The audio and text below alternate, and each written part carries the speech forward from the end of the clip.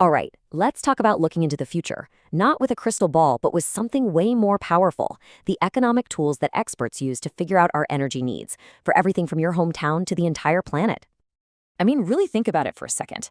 A massive heat wave hits, and suddenly millions of air conditioners all kick on at the exact same time. How does the power grid not just, buckle under the pressure? How do planners know how much juice to have ready, not just for today, but for 10 years from now? Well, the answer, the secret sauce, is forecasting. Planners and economists have this fascinating set of tools that lets them predict our future energy demand with some pretty surprising accuracy. It's all about getting that deep connection between our lives, the economy, and the energy we're using every single day. So, where do you even start if you want to predict the future? Well, first, you've got to understand the present. And here's the key. You can't just look at total energy use as one giant number. Oh no, it's way more complicated and a lot more interesting than that. Exactly. A single number for a city's grocery bill tells you nothing. Are people buying fancy steaks or ramen noodles? That detail matters, right? It's the same with energy. Just knowing the total doesn't tell you who's using it or how they're using it. So, what forecasters do is they break it all down. They disaggregate the demand. And that's what makes this slide so important. You see, the energy pie gets split up. You've got industry, transportation, our homes, commercial buildings, and each one of these slices behaves differently. They have their own rhythms, their own drivers. That's why each slice needs its very own forecast. To do all this forecasting, planners have a whole toolkit they can pull from. So let's open up the first tray, shall we?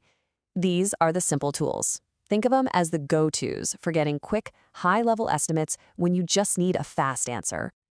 In this simple toolkit, we've got 4 main players: trend analysis, elasticity, specific consumption, and good old-fashioned surveys. You can think of them as different lenses for looking at the same problem, and each one has its own unique strengths. Trend analysis is probably the most straightforward of the bunch. You literally just plot past energy use on a graph, draw a line that fits the dots as best you can, and then you just keep drawing that line into the future. It's simple, for sure, but it's all based on one really big assumption. And there's the catch. This method basically assumes the future is going to look a whole lot like the past, that things like income, prices, and technology won't change all that much. Now, in our world today, that can be a pretty risky bet, right? But for short-term, stable situations, it can actually be pretty effective. Okay, next up, we've got 2 methods that ask fundamentally different questions. The elasticity method is all about relationships. It asks, how stretchy is our energy demand? So if the whole economy grows by 1%, does our energy use stretch by 1% too? Or maybe more or less? On the other hand, the specific consumption method is much more physical. It's asking about the recipe. How much energy does it take to produce one specific thing, like 1 car or 1 ton of steel? But what if you need more than a quick estimate? What if your job is to plan an entire country's energy grid for the next 30 years? Well, for that, you got to break out the advanced toolkit. These are the heavy-duty instruments for creating detailed blueprints of the future. Now, in this advanced world, there are 2 main philosophies, 2 schools of thought. Top-down models are kind of like looking at the country from a satellite. You start with the big macroeconomic picture, GDP growth, inflation, and then you drill down to figure out what that means for energy. Bottom-up models do the exact opposite. They're like looking through a microscope. You start by counting every single LED light bulb, every electric car, every factory machine, and then you add it all up to get the big picture. One of the most powerful top-down methods out there is called the input-output model. And what it does is treat the entire economy like a giant interconnected web. The whole idea here is that no industry lives on an island. To build a car, you need steel. To make steel, you need tons of energy. To get that energy, you need heavy machinery. You see how it all connects? Now, this table, I know, it looks a little complex, but hang with me. Just think of it like a master ledger for the entire economy. Each column shows you what an industry buys to make its stuff. So take a look at that industry column. To produce its $120 of output, it has to buy $10 from agriculture, $30 from itself, and $20 from the energy sector. Then each row shows you what an industry sells. It's a complete snapshot of that economic web.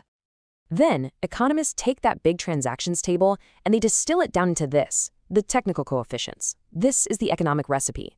It tells you the exact inputs you need to produce just one single dollar of output. So look at that industry column again. It tells us that to make $1 worth of industrial goods, you need exactly 10 cents of stuff from agriculture, 30 cents from other parts of industry, and 20 cents worth of energy.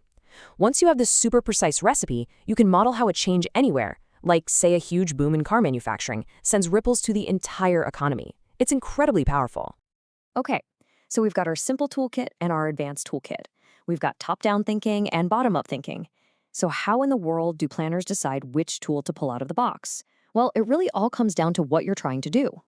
It's really a practical choice.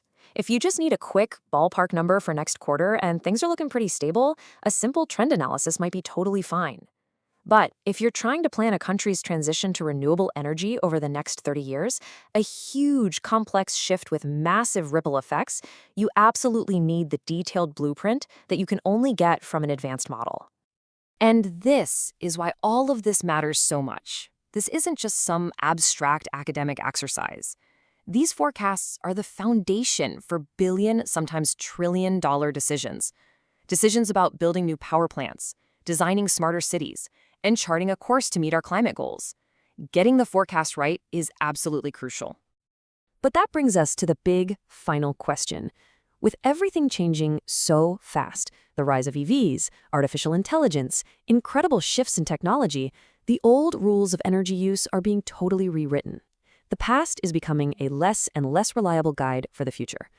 So the biggest challenge for forecasters today is this. In a world that's in constant motion, can their crystal balls, their models, evolve fast enough to show us what's really coming next?